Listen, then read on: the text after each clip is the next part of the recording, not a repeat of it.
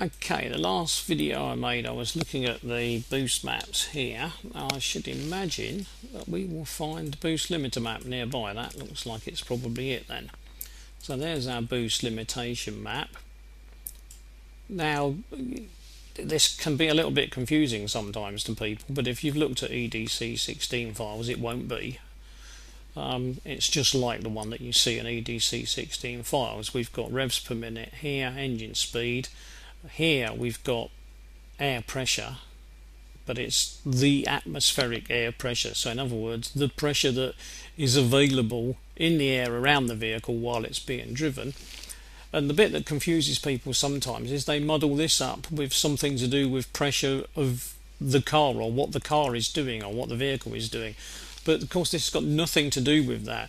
This is simply here in case you decide to drive your vehicle in somewhat unusual circumstances, because most of the time you're going to be in these circumstances.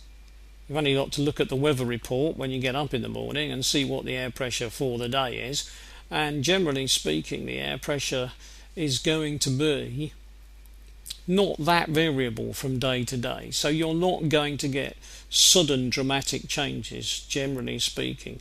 So it's not all that likely that you will have 1,000 millibars or 1,000 HPA in one day and then the next day it's 600.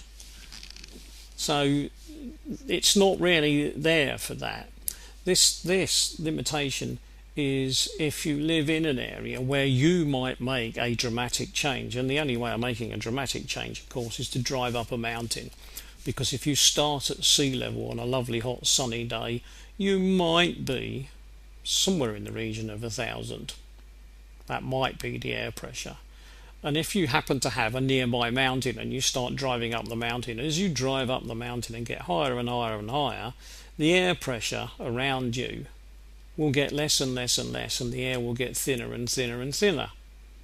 And none of that matters apart from the obvious, which is that the turbocharger up here we know is going to try and produce 2,550 HPA. So that's the sort of pressure it's trying to put out. But if it tries to spin and put that sort of pressure out when the atmospheric pressure is very low, the air will be so thin that the turbocharger will find it way too easy. And because it's finding it way too easy, it won't actually produce the pressure. It will just spin faster and faster and faster and faster.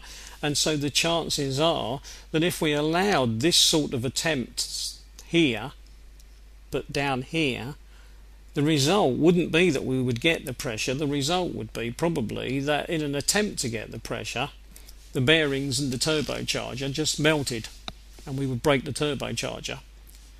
So what we have then is the limitation. So what we've got is a limitation of the boost that we can have to try and stop us breaking the turbocharger. And I'll stop there.